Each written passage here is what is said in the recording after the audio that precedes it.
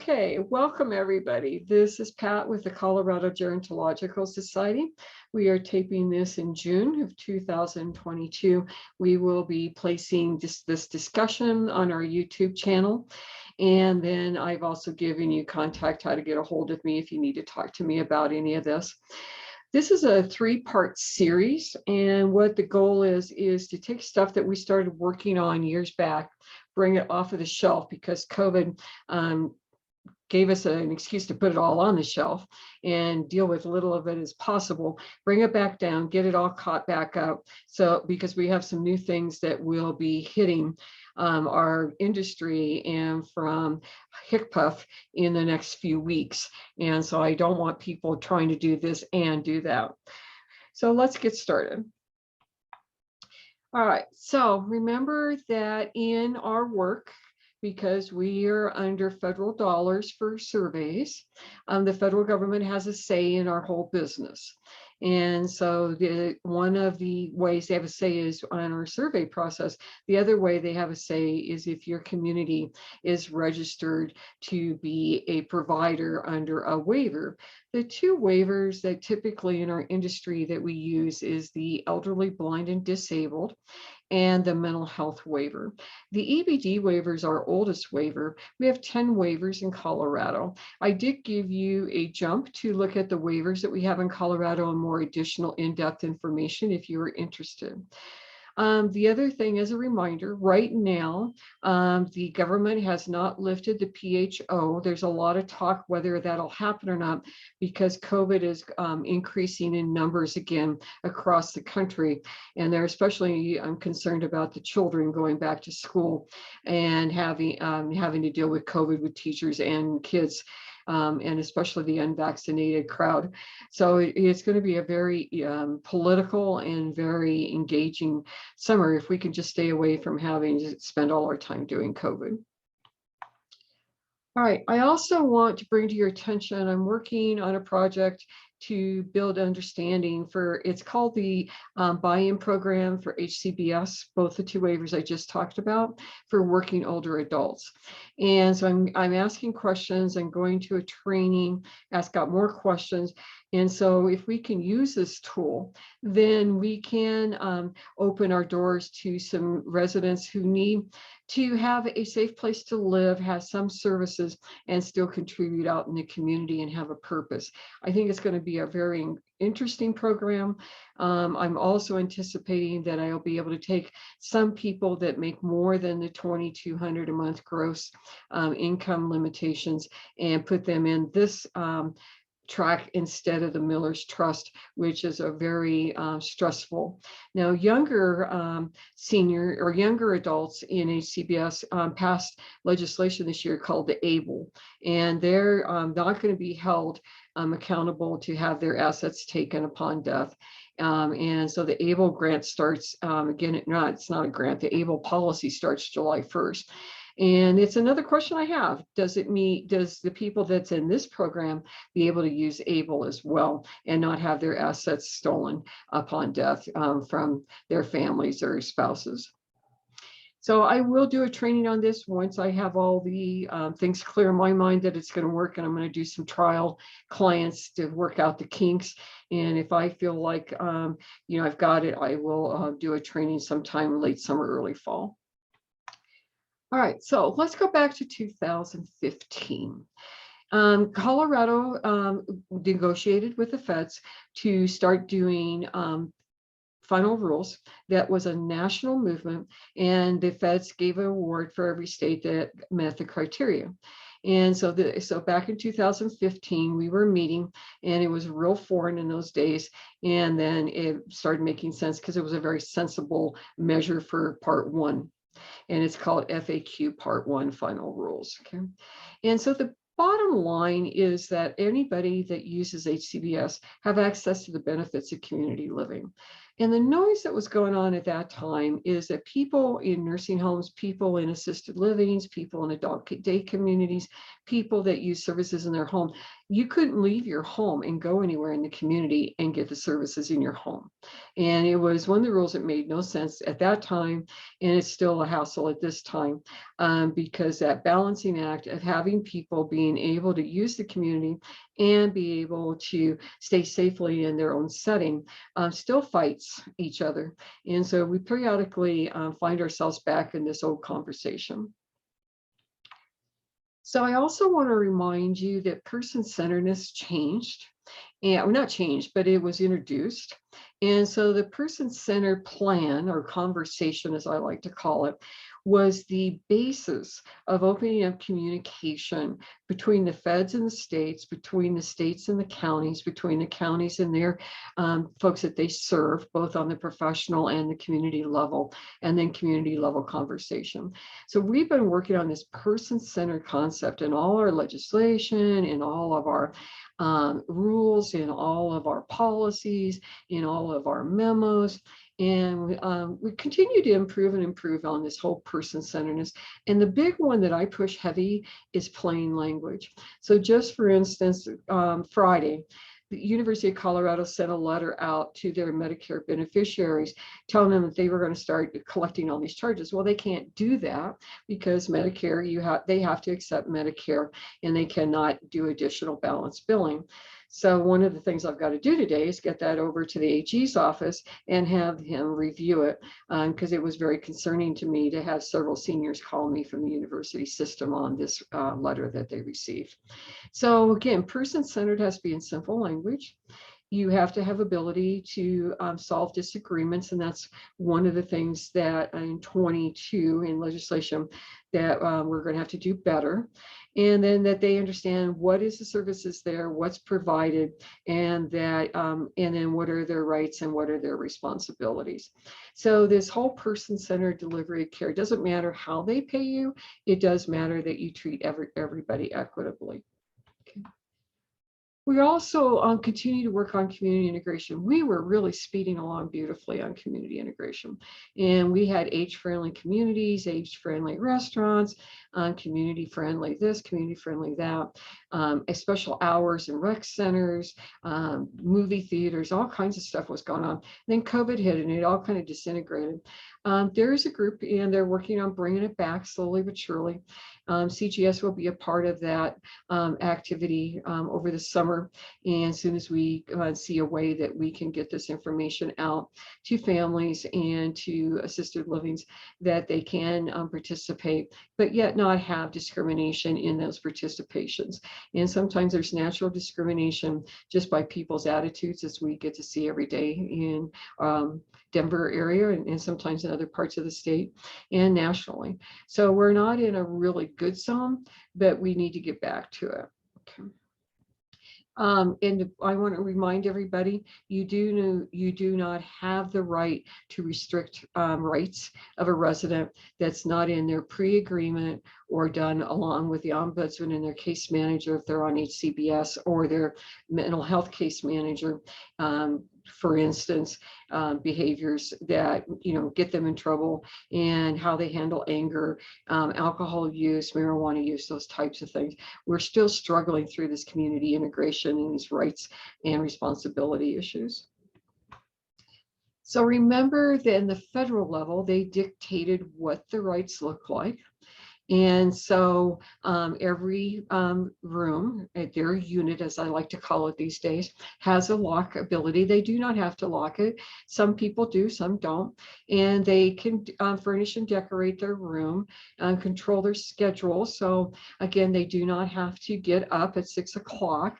We don't have timed medications. I've been really working hard with facilities to get rid of timed meds and let people have some control of their schedule like the normal person has, or you have.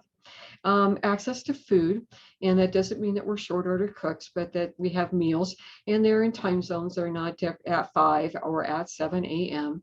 And then people can get snacks or ask for to make a snack, or get a snack out of a community refrigerator, whatever is working in your particular community. One of the ones where really I struggle with personally, and we're struggling with, is freedom to have visitors at any time.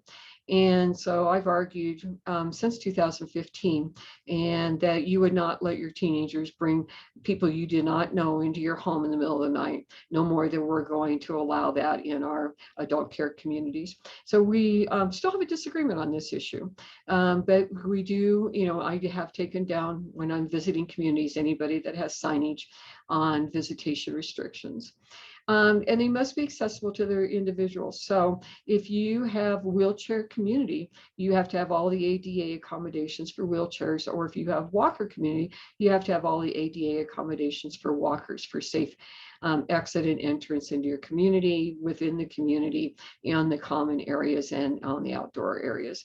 So one of the things that I've moved hard on since 2015 is to try to keep our adult care communities more ambulatory than equipment driven. Wheelchairs, especially electric wheelchairs, will beat up your house and cause you a lot of repair work. And so again, we just aren't made to have that. And that's more of the big commercial buildings that are able to accommodate those heavy wheelchairs and some of those other things that some people will need.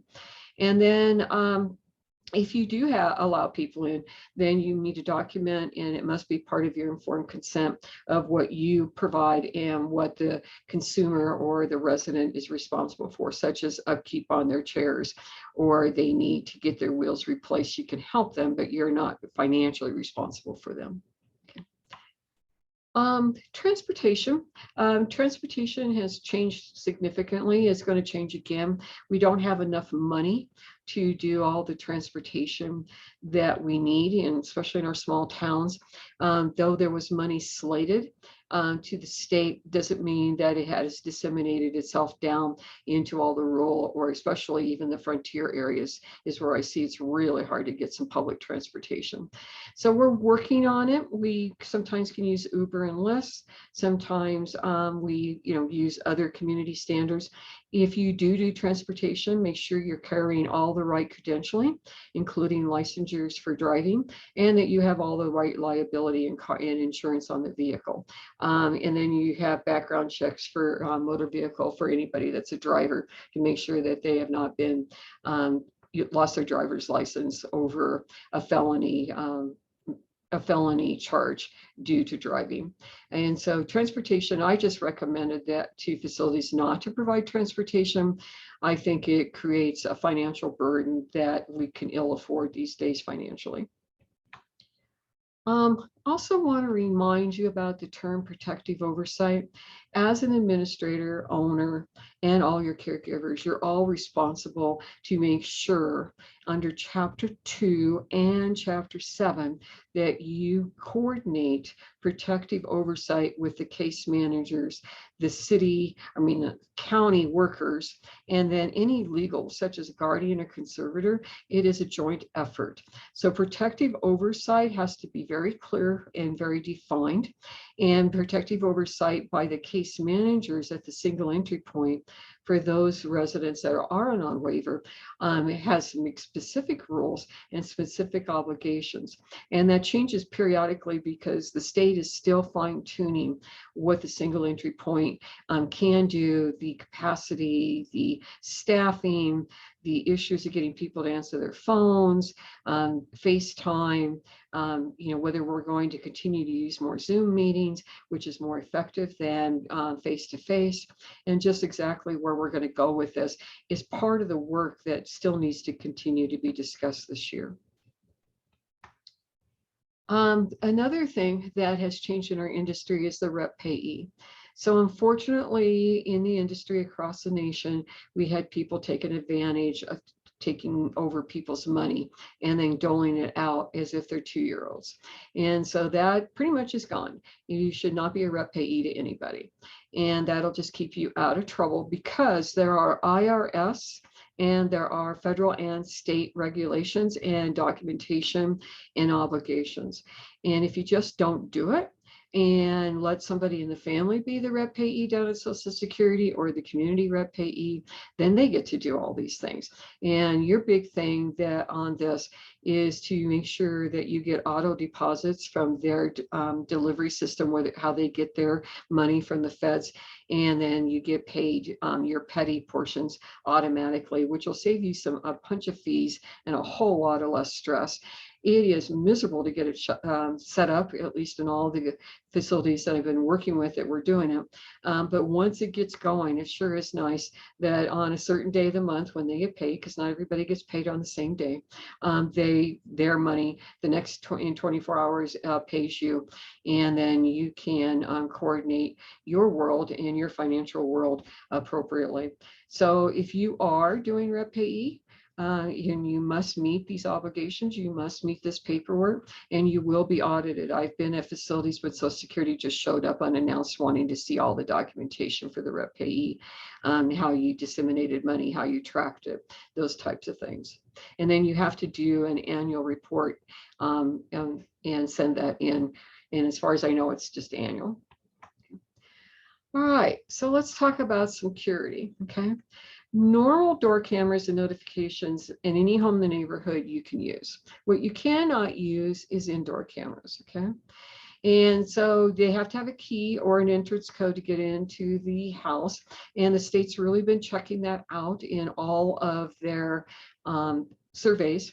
And so whether or not that's working, they're asking residents if they can come and go at will. And, you know, and we do ask residents to sign in and sign out just to help us figure out if somebody has eloped or if somebody is just on a normal activity. And then if the code thing, if you change the code, one facility, what we did is we built code cards, and then the night staff fills out 10 of those cards every night, and they're at the front door for residents to take, and then when they come back, they can put the code card back in the container, or they can keep it. And that has helped. We actually have seen that work quite well. And then, but if you have somebody that's at low to risk, and this just happened yesterday, I was at a facility and a resident just decided he was hungry and was going to his daughter's house to get lunch, and just got it in his brain that's where he needed to go. So it created quite a stir. And you know, the discussion when his daughter returned him is now what? So we put him on, you know, Q2-hour checks, and I'm going to have a care conference about the situation. Don't think we're going to move in memory care yet, but he's headed that way. So just remember, you cannot lock somebody in their room. We have facilities doing that. You cannot lock egress and without a means of entry by code or key. And I see this being cited fairly often these days. And then the second thing is your fencing. Fences have to meet code in your community. So like where I live in unincorporated Arapahoe, it can't be over 6 feet. And so if you have done something to your fencing and you did not get a city permit and get an approval on your fencing, you may end up taking it down. And this is another one of those radar survey things that they're looking at carefully. They're looking at egress, they're looking at coming and going, they're looking at resident understanding, and they're looking at grounds and grounds management for common areas. Now you can have, if you have a parking lot, we won this one. They tried to tell us we couldn't have cameras in the parking lot. It was on the back side of the building, and we protested that one. We did win that case. So that it would be normal in any apartment building or community living center to have cameras on, especially around 4 or 5 in the evening till the next morning, and they were on a timer. And again, it was just protection for staff and residents and their visitors. And so the state had to back down on that one. On signage, you can have tasteful signage on your home, and it just has to fit into the neighborhood. If you live in an HOA, for Pete's sakes, please make sure you pass it with the HOA. Most HOAs don't want any signage, period. And anything that would label that house in their neighborhood that's outside the scope of what the rest of the neighborhood looks like. So the key words is does not identify the residents as individuals with disabilities. I have a real problem with these major ramp systems that some people have put in, and they were, they were really trendy about 5, 6 years ago, and they take over the whole front yard. And they were doing it so the slope was a little easier, but in reality, they are horrible to take care of in the winter. They're horrible to maintain, and they identify your residents as individuals with disabilities. We went through a spell where people were putting the ramps in a garage, and then we went through a period of time where garages were converted into living spaces in some neighborhoods where code would allow that to happen. So watch your signage, watch your ramps, make sure that you are protecting your residents so they're not individuals with disabilities and a big arrow on top of your house saying, look what we have here. Part two is to work on the conceptual framework of privacy, dignity, respect, and freedom. So basically, there's a zero restraint policy. Number one, you're not skilled. Number two, your staff are not behavioral health specialists. Number three, you're not a hospital system with a professional staff, a psychologist or psychiatrist to monitor the restraint policies. So stay away from them. No cameras on the indoor, okay? You can do a ring type camera on your med cart, and there are federal and state guidances around that. And then personally, a no social media policy to protect resident rights. I've seen pictures on social media a few years back that were inappropriate. Staff taking pictures, making faces, doing crazy signage, all kinds of stuff to embarrass the senior and the seniors' families. And so again, no social media policy with staff is highly recommended, okay? The only photos that is acceptable is for your MARS because it's regulatory, and your emergency identity in case of a legal issue. So you do need to have those pictures. We've gone through up and down about having photos at people's doors so they can find their apartments, especially in buildings where everything looks alike. And so what we come to is that they could do some sort of photo or a family photo if that's what they want to put out in those photo doors, but it's not particularly what they look like right now. So I'm assuming we're going to have more discussion about this and social media in the future.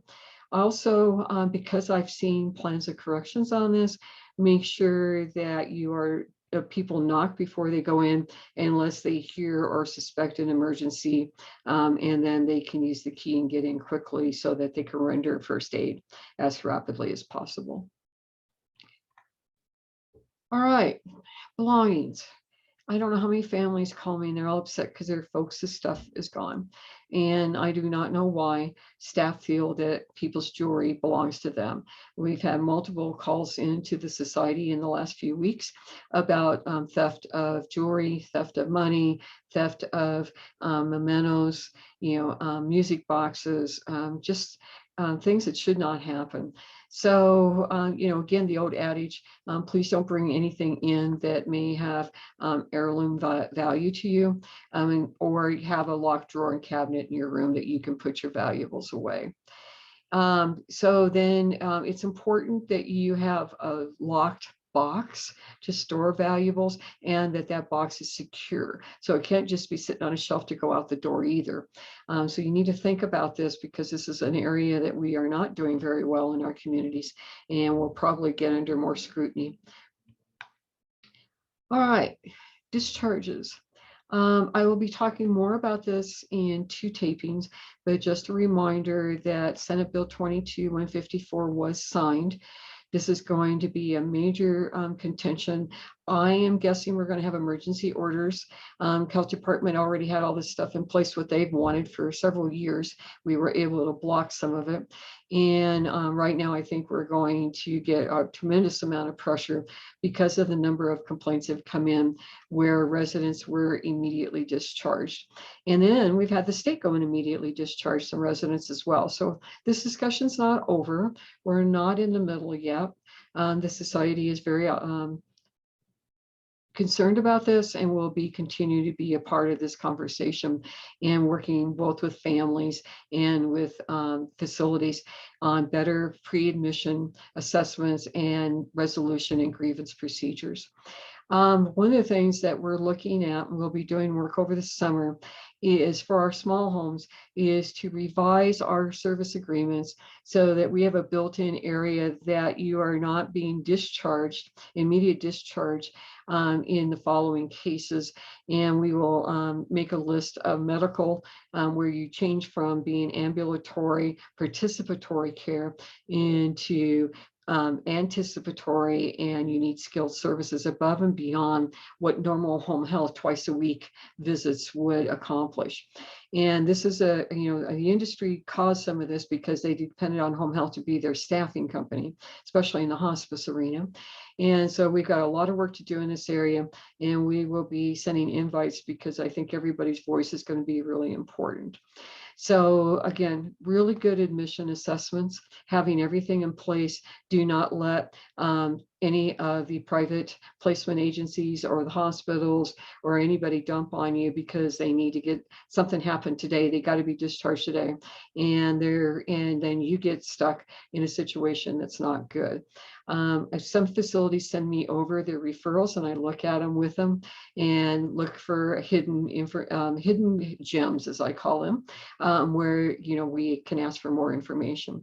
And so the hospitals are trying to survive and make their systems work. The rehab centers are doing, getting clients that are not in good discharge shape from the get-go, so they have to start on day one trying to figure out how to do a safe discharge. And then we have the same thing in behavioral health, where people are in a 72-hour outpatient program that really doesn't have a whole lot of impact other than time and stabilization based on time. And then what's next?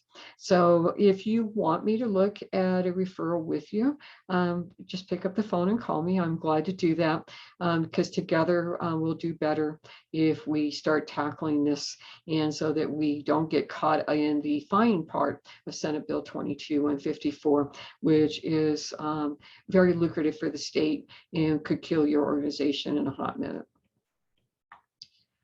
All right, some other hot topics that came during this period of time. There was a big push nationally that everybody wanted a private room, and all of the policymakers that never have lived in the industry, worked in the industry, didn't understand that financially having a private room was not going to work with the reimbursement standards that the feds give the states, that the states give the industry. So right now, like I said, sure, it would be nice and ideal that everybody have a private room or a Jack and Jill room. Now, some new buildings that have gone up, I've gotten to see several of them. They have done small private spaces that is literally splitting what a two-bed area would be, with just a bit of additional space, and then a Jack and Jill bathroom between the two units. That is one of the most ideal new builds that you can do. And Marshall Cook down at the department is awesome to talk with, and look at the FGIs with you if you're going to do a new build. The second part of the space that we've got to work on is ventilation systems. The airplane industry probably was first in line and did the most work in ventilation so that they could keep their flights moving across the nation, even though they don't have enough staff to fly everything. They've done a great job in ventilation. So I continue to watch them.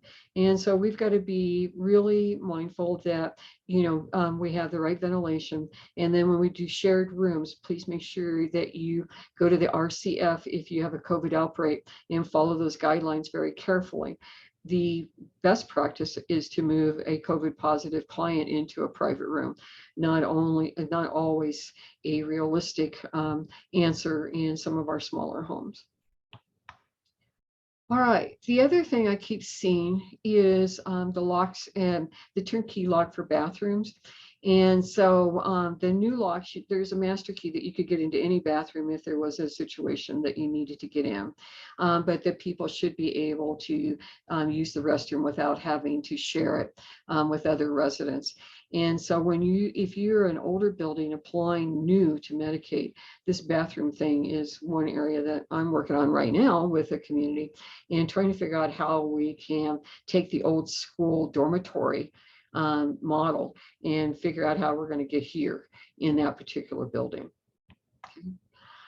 Another area that I want you to make sure that you don't have demand of uniforms, and that your uniforms don't have your label on them. So again, the rule is that residents have a say in this, and so that if you do have uniforms, and resident staff want to wear them because they're easy to take care of, perfectly fine. The residents need to, be a part of that voice and how they feel about it. Also, please remember that OSHA requires closed-toe footwear in all healthcare industries, okay? And then your community area. So can't plaster paper all over the house. I'm amazed when I go in homes, I just start taking it all down. So you need to have a community area for notices or a community notebook. I even like that better. And then residents can have copies and they can put it in their rooms.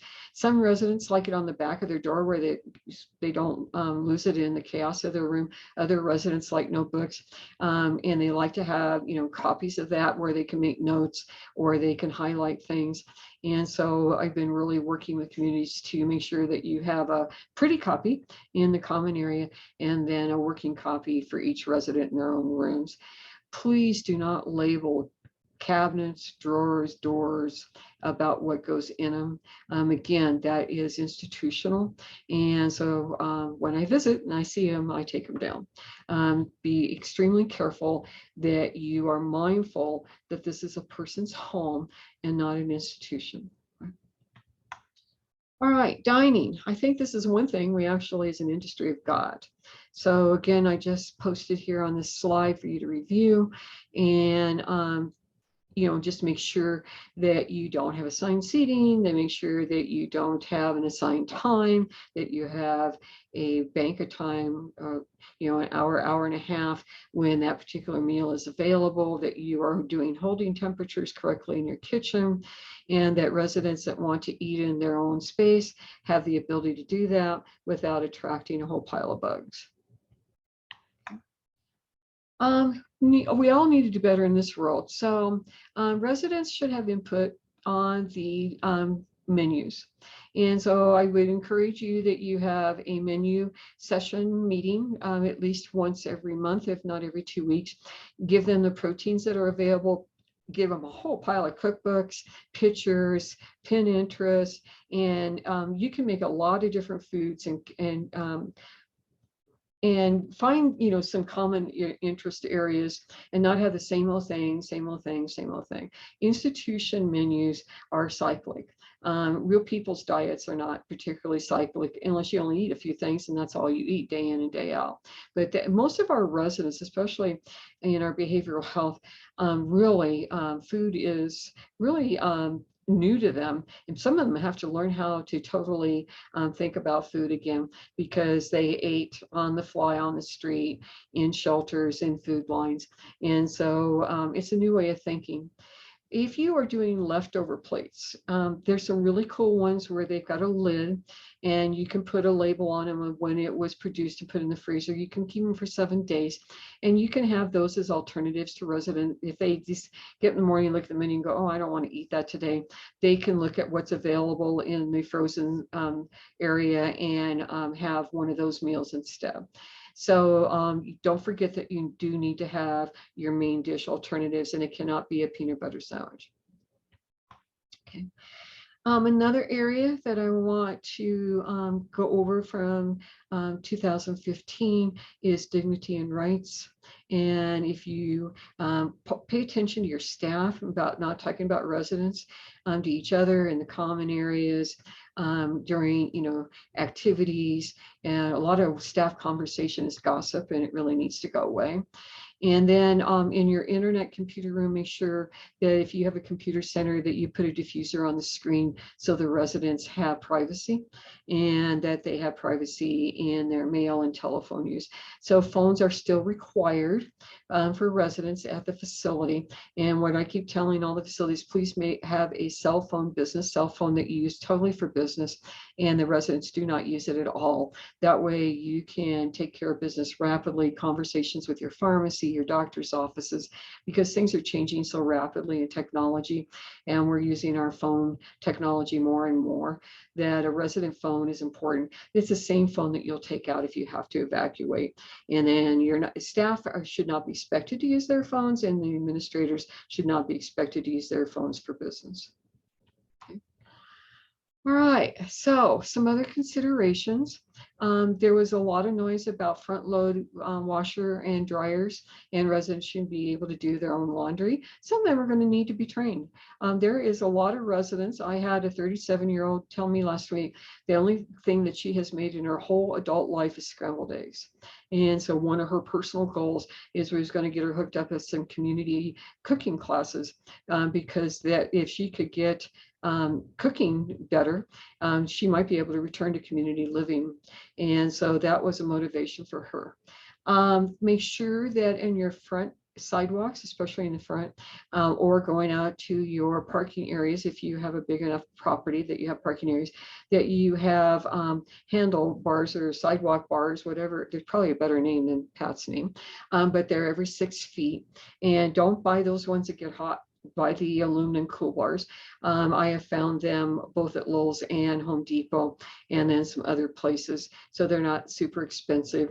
If you want to look at some bars and some different modeling, go to your rec center, go to your baseball, go to your football centers, and go to where they have the bleachers or stairs, and you'll see what I'm talking about. They have some really cool new ones on the market, and they've got to be the right height. So these have 2 bars, one for the shorter human and one for the taller human. So again, ADA accommodations. Okay, make sure you have safety in your bathrooms. Make sure that that if you are 100% wheelchair and they cannot transfer independently or with very minimal assistance, that's skill care and outside the scope of our industry. All right. We've had some recent situations where families are dumping grandkids at the assisted living centers for their parents to babysit their kids all day. We're going to have to talk about this and figure out how to address this issue, because one, it just turned into your responsibility for protective oversight under Chapter 2. And so we should not be expecting our seniors to be an all-day babysitter so the parents can work. So again, another kind of interesting issue. I did have a conversation with a facility on the other side of the state that's going to reopen their daycare center, and the grandparents can go over and spend as much time as they want. And so I'll be interested to see if they can get that model rebirthed and see how that goes again. All right, so modifications. You want to be very clear that you've got all your pre-admission assessments, and that you do not put up a house rule because somebody violates something and it impacts everybody and everybody's right to choose and safety. So modifications have a very strict process. And even our private pay residents, you cannot just go and modify and put it onto the whole community. You'll probably be working with the ombudsman mostly in house rules and rights. And you can always, again, pick up the phone and call. I'm glad to talk to you about them. But just as a bottom line, think about this. Only guardianship court can do right restriction in our industry. So if in our industry is not the court. So if you have a guardian and they go, well, I don't want my mom to leave with my brother, they have to go to court and get a court order. They cannot just institute it. And I've had some fights with families where they think that they are now the parent and they can institute any rule they want. And I made them go to court, and the court schooled them on what they can and cannot do. And so I had one family member just drop the guardianship. Well, I'm not going to do this if I don't have the right. And I said, you don't have the right. And so she dropped the guardianship, which really was a blessing for that resident.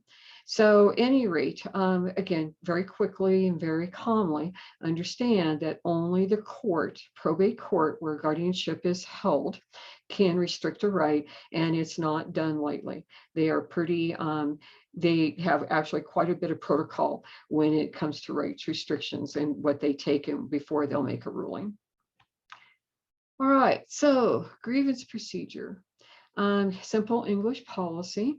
All residents and all staff are trained a minimum of twice a year. All new residents have I would highly record that you use a web-based training for that, and then have access on your website or have access by telephone for web training for staff to go back and review it, because grievances are everybody's responsibility, okay? And that is not, and so if a resident can't write, the staff member has to sit down with them and actually fill it out without bias, and then give it to the administrator for processing. So grievance procedures will be one of the action steps that surveyors will be looking at. And so all I can tell you is have it very clean, have it very spelled out. Look at Senate Bill 22-154 for the early nomies. Look at the final rules that, like I said, I'm anticipating August. They will come out very quickly for emergency rule at HCPF, and then down to CDPHE for emergency rule to institutionalize it. So this is coming. Get ahead of it. And I do have one grievance procedure that I have drafted and a tool that I've drafted. I'd like our industry to take control of this instead of being dictated to by the powers that be. All right, so in a few days, I'm going to have my companion help me, Lena, and we will be taping FAQ 2 and doing very much what I'm doing today. We will send out a MailChimp and an alert and put it on our social media that they are dropped into our YouTube channel. Staff, I encourage you to share these with your staff. The more we promote culture change, the better. So remember, we are a participatory community, and everybody's voice is important. And so it doesn't matter how you get paid. It matters that you have uniformity, equity, and inclusion in your community. AKA old terminology, best practices. So if you have questions, I can't spell Comcast. I see I screwed that up.